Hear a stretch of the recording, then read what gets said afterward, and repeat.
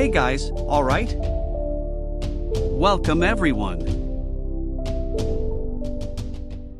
In times of war in the year 1600, boats fire upon a fortress, where much destruction can be seen. Inside, soldiers defend the entrances, while a man named Solomon Kane, a treasure hunter, attacks them along with his warriors.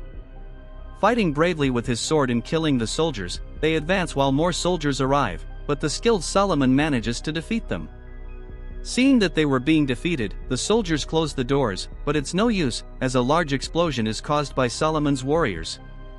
They enter and pass over the wreckage, with the whole place in flames.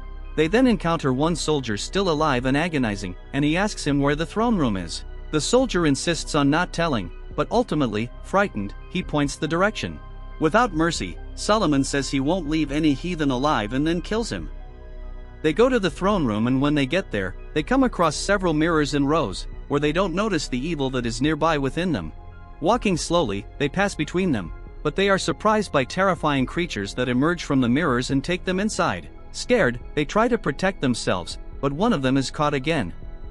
Solomon Kane tells them to stay still, but one of them, very scared, runs away and is killed by Solomon himself, who says he is the only evil to be feared in that place. Saying this, the door opens, but happy to have found all the gold, he realizes too late that the door has closed and can only hear all his warriors being killed until everything becomes quiet again. A voice calls him, and he remains attentive to what might arise.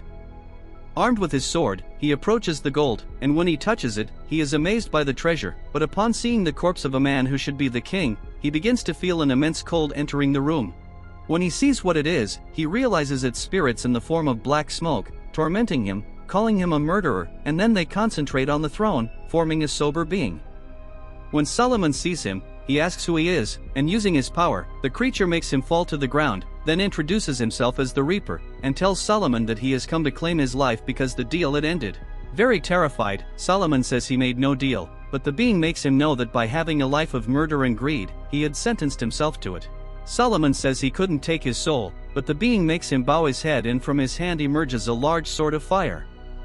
Then, as he was about to kill him, Solomon Kane defends himself and says he wouldn't go to hell, where the Lord would protect him from all evil. The creature laughs and calls him foolish, saying he had been abandoned, but dodging the attacks, Solomon says he would never be able to take his soul, then jumps out the window into the sea. A year later in England, in a church, two men go to Solomon Kane, where he currently stays protected. There, a young man named Brother Thomas is impressed to see the walls of his room full of papers, also seeing several tattoos on Solomon's body, where he wonders if the marks really protect him from evil. A man enters the room and says he wants to talk to Solomon, who turns out to be the priest of the place, who says he's feeling a terrible evil surrounding him, and praying for an answer about this vision he had, not very pleasant for him, where he must now leave that place. This leaves Solomon anguished, because in that sacred place he had peace and found himself protected from all evil. He also says he had renounced all power and the path of evil, also learning to be a man of peace. The priest says his future wasn't there, and sends him back to his home, but he says he couldn't go back. Knowing the imminent danger of having him there in that place, the priest tells him to go, and with no choice, Solomon must begin his new journey. The priest, seeing him walking by the frozen river, tells his companion that not always the path of redemption is a peaceful one. Along the way alone, Solomon continues walking, when a good man named William, with his wife named Catherine, offers him a ride, but Solomon refuses, so they continue their journey. Behind in the cart, a little boy sees Solomon and is amazed. In the woods while resting, Solomon hears voices, where he remains alert, but is soon surprised by a man armed with a knife, calling his comrades, who become excited. Solomon asks not to have problems, but they attack him with a piece of wood. They rummage through his things to see if there's anything valuable. They find a manuscript and think he's a sorcerer, then threatening and beating him. One of the bandits says he has the look of a murderer and asks if he would kill him there, but Solomon says he would never fight another man again.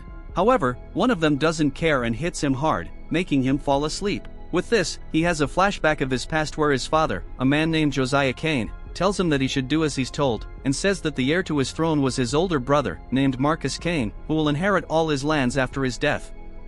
Josiah tells Solomon that he would serve the church, but Solomon says he doesn't want to be a priest. Irritated, his father says that his opinion doesn't matter, and soon introduces the priest who will take him away.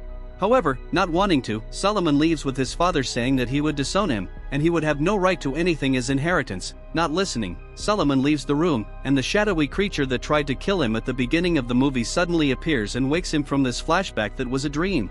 Waking up, he realizes he's inside William's wagon, where he meets his son Samuel and his daughter Meredith, who is giving him a drink. She says they had found him unconscious lying in the forest. They stop near a lake and begin to prepare the place where they will spend the night. There we also meet William's eldest son named Edward. When Solomon was washing up, the boy Samuel and his sister notice the crossmark on Solomon's back and are surprised. At mealtime, we notice that the mark he carried was a sign that he had been a captain of a ship, where he fought several wars. Mr. Williams says he fought too, but says that having to take another person's life wasn't easy for him, so he chose to follow only faith. Solomon is sincere and says that for him, in his war times, it was easy, and this leaves William pensive. Night falls, and Solomon returns to his memories and dreams, where he walks through the fields and hears the screams of a woman. When he sees it was his brother trying to take advantage of a young woman, but Solomon, not accepting that situation, steps in to defend the woman. However, still very young, his brother grabs him and leaves a mark on his face so that he always remembers him when he's thrown around, and then shows the grandeur of his kingdom, saying that he would inherit all that. Solomon, being pushed back, retaliates, which eventually leads to the death of his brother, who falls from the top of the mountain. Waking up, he goes to William and thanks him for his care. Talking a bit, Solomon asks where they were going, and he says it was to the New World, also saying that sometimes people need to restart their stories, so he soon invites Solomon to go with them. Accepting the invitation, he tells Mr. William that before, he needs to know what kind of man he's inviting. He reveals that he had done horrible things, that he was a bad man, and that if now he strays from the path of peace he chose, the creatures of evil will come to take him to darkness. William, encouraging him, tells him not to stray. At dawn on the way, Solomon walks, and Meredith had made new clothes for him and soon delivers them. When he puts them on, it shows to them who are happy to have helped him. Continuing on the way, Solomon and Samuel were playing and having fun fighting with sticks when Solomon sees something in the way that scares them. He sends Samuel back to the wagon and goes towards the place with William and Edward, who see it as a small destroyed and burned village. Coming closer, they realize the people are dead. Solomon, checking if they are really dead, notices burned eyes on their faces. Thinking that it was the work of demons, Solomon, however, says that a witch was being burned there and says that it was actually her work, where she would have escaped and killed everyone. We noticed that around the place people fell dead due to some kind of explosion. Solomon says they should leave there soon, but Meredith finds someone apparently lamenting. When she turns around, she sees it's a little girl, who screams when she sees her. They then take her along, and later at night, at dinner, taking care of the girl, they ask her what happened. She says that people came to see the witch being burned. But the flame didn't burn her, and she smiled, saying that the sons of witches who served the demon wouldn't be killed, so she killed everyone, burning their eyes for having gone to see her burn. Solomon arrives when they say they were going to pray for dinner, but the child gets stressed, saying and insisting she didn't want to pray, as she was tired. Suspecting this situation, Solomon approaches and asks Edward for his cross for the child to sleep protected. Solomon approaches, and we notice that the child looks scared, when unexpectedly, the girl tells Meredith, saying that she was the one they wanted, leaving a kind of black mark on her hand that soon blends and disappears. The girl's face then became sinister, and she attacks Solomon and then flies away, turning into crows. Elsewhere, an army of mages called Malachi begins to destroy places and recruit new members. Among the new recruits were the 3 thieves who had stolen from Solomon. This recruitment of new members is led directly by the leader of the troops, who wore a mask. Returning to Solomon and the others, Samuel wakes Solomon up and asks him to accompany him, saying he heard something. From behind some trees, they see troops of strange appearance capturing residents and locking them in cages on the wagons. Solomon tells Samuel to go back to the wagon and tell William. However, unfortunately, when Samuel returned, Malachi's troops had already arrived there and made William a hostage. Hearing Samuel scream, Solomon immediately runs back to the wagon. There, Malachi's troops see the black mark on Meredith's hand and say that she is the chosen one, so they immediately drag her away.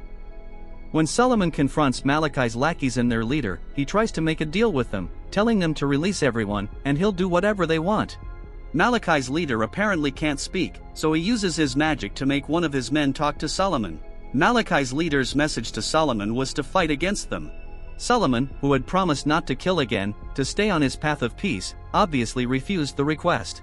Due to Solomon's refusal, Samuel ended up being killed by one of Malachi's men. Seeing Samuel dead, William and Catherine begged Solomon to help them fight Malachi's forces. With no other choice, Solomon is forced to break his oath, where after looking up to the sky, he tells everyone that if he kills them, he will be condemned to hell, but if that is the price, he will gladly pay it. Then he advances on the lackeys and fights alone against all of them with great skill. In the fight, Malachi's forces take Meredith away, killing Edward and leaving William dying. With all his strength, Solomon runs after the carriage carrying Meredith, but he couldn't catch them. When Solomon returned to check on William's condition, it turned out that the old man was still alive next to Catherine, but he wouldn't last long. But in the time he has left, William asks Solomon to promise to save Meredith, saying that if he does that, his soul will be free from hell's condemnation, where soon after Solomon swears to save her, William dies. Catherine takes the locket containing Meredith's photo and asks Solomon to hurry to save her. Riding on a horse, Solomon leaves Catherine in the forest. Along the way, he massacres all of Malachi's troops who tried to stop him and also frees the prisoners who were in one of the carriages. He then shows Meredith's photo and asks the prisoners, but no one recognizes her, not having seen her. While the troops continued to massacre small villages and take their inhabitants captive. After riding for a long time and seeing several people fleeing because of the news of the massacres being carried out in the villages, Solomon seemed to have lost track of the troops carrying Meredith. When he arrives at a ruined church, he meets a priest there and tells him how he got lost after 3 days on horseback chasing Malachi's troops. The priest explains that the location of the church is on the border of Somerset in Devonshire, which ended up being Solomon's homeland. He also says that Malachi's troops passed through there and had already enslaved all the lands to the west of it. That night, Solomon felt the presence of an evil spirit near the church. The priest admits that there was an evil spirit in the church. He then invites him to see in a part below the church several beings that he says were ordinary people, members of the church who were cursed by Malachi's troops. And now the priest took care of them and fed them. Solomon, looking at that, asks what he was feeding them. At that moment the priest pushes him where the evil spirits were, to devour him. Fortunately, Solomon was able to fight them and defeat them, while upstairs the priest is killed by a strange figure. When Solomon manages to get out of that place, unexpectedly he finds the 3 thieves who attacked him before. The faces of the 3 were now different because they had become part of Malachi's army. Then a fight follows, where Solomon manages to eliminate 2 of them. He deliberately didn't kill the last remaining thief because he wanted to interrogate him about Meredith's whereabouts. But the thief says Meredith is dead. Enraged, Solomon throws the thief into the evil spirits of the church. Desperate for not being able to save Meredith, Solomon decides to have a drink. Already in a drunken state, a man named Henry goes to him. It soon reveals that he is a former subordinate of Solomon during the war against the Spanish army. And now, Henry asks Solomon to lead them to fight against Malachi's army. Solomon, who is still sad, refuses Henry's invitation. That night, while Solomon slept, Malachi's troops suddenly came and took him away. In the morning, Solomon's palms were nailed, and his body was crucified in the center of a field and left there to die. When suddenly, a carriage with prisoners passes by in front of him, and Meredith is in it. When she sees him and starts screaming for Solomon. Meredith's efforts were not in vain. Solomon finally opened his eyes and saw her. With all the strength he had left, he then pulled the palms of his hands nailed and fell from the cross. However, Malachi's lackeys were still there and were about to kill him when fortunately, Henry came to Solomon's rescue and managed to save him. Then he took him away from there and escorted him to a healer. A few days later, Solomon had fully recovered. There, Solomon, assisted by Henry and several other men, devised a strategy to attack Malachi's castle. He discovers that Malachi's troops were using Solomon's father's castle as a base. Solomon, who knows all the secret passages to the castle, can easily infiltrate with Henry and some of his men. But their actions were discovered by the witch who had injured Meredith's hand. Solomon then throws a small sword at her and manages to kill the witch. But immediately, Malachi's troops surrounded him. The disproportionate numbers forced Solomon to order his men to retreat to other parts and flee to a dungeon. There, he manages to free the prisoners while searching for Meredith and accidentally finds his father who was still alive. However, Solomon cannot free him from the chains that were made with witchcraft. So Solomon's father reveals to him that when Marcus fell from the cliff and was badly injured, many surgeons and healers were brought in to treat him, but all failed. Finally, Solomon's father invited Malachi to the kingdom and made a pact to risk everything he had for the life of his son, Marcus. This included sacrificing Solomon's own soul. Now we can understand why the dark being at the beginning of the movie said that the pact had already ended and was there to claim him. This left Solomon puzzled, as he had never made any pact with any dark being. However, after all this, the worst happened. Marcus began to blindly obey Malachi's orders to become the leader of his troops, and he contaminated everyone else to also serve Malachi. After finishing the story, his father begs Solomon to kill him as penance. At first, Solomon completely refuses, but his father persists, saying that he himself brought the sorcerer there to his castle, and as long as he is alive, he will remain and never let him die, so he needed Solomon to do it for him as a last request. So finally, Solomon pulls the trigger and then leaves. After that, he advises Henry to stay in the fight against Malachi's troops while he will face him alone. Arriving inside the castle, Malachi was waiting for him to fight. There, he also saw Meredith being held in a cage. When Solomon was about to attack, Malachi suddenly disappears with his magic. Solomon doesn't waste this opportunity and quickly unlocks the cage to release Meredith. When suddenly, Solomon's back is struck on the shoulder by the masked man who we now know to be Marcus, Solomon's brother. Marcus continues to attack, although Solomon tries to bring him back to his senses. Then, Malachi reappears, saying that Solomon's soul has been cursed and that soon it will be taken by a monstrous demon that he shows is still trapped behind a mirror ready to come out and take him to hell. Therefore, Malachi intends to use Meredith's innocent blood to release the creatures that are still locked in that dimension. Realizing that Marcus was completely controlled by Malachi, Solomon, having no other choice, kills Marcus by setting him on fire. Meanwhile, Malachi dragged Meredith and made a cut on her hand and then spread it over the mirror where the infernal creature was. Her blood was spread so that the portal soon opens, and the monstrous demon, which has a body composed of embers and is gigantic, can now come out. He begins to cross the portal to reach Solomon, while in the corner of the room, Malachi holds Meredith hostage. After dodging some attacks from the monster, Solomon realizes that he cannot defeat it, so he decides to go after Malachi and tells him to let Meredith go, in exchange for being able to take his soul. However, as he speaks, the monster slowly approaches him from behind and is about to strike him. Solomon manages to shoot Malachi in the head, finally killing him. When suddenly, the portal begins to suck in the souls of Malachi, the demon, and Solomon himself. However, in the end, Solomon's soul was spared and could not be sucked in. Then the portal closes, and Solomon's body falls to the floor of the castle. Meredith runs to Solomon's side and in tears laments for him, thinking he was dead. But unexpectedly, he wakes up with a sigh of life returning. He tells Meredith that before William died, he said that Solomon would be able to redeem his soul if he could save her, and that's what he did, so he was at peace now. When suddenly Henry arrives saying that they managed to defeat Malachi's soldiers, leaving everyone relieved with yet another victory. Before leaving the castle for another adventure, Solomon buried his father and brother and stood before their graves, saying that he fulfilled his promise and Meredith returned to her mother saved, and that the demon along with the sorcerer who had brought him had been banished. He also says that after all he went through, he has now found his purpose, which is to hunt down and destroy all the remaining evil in the world as long as he lives.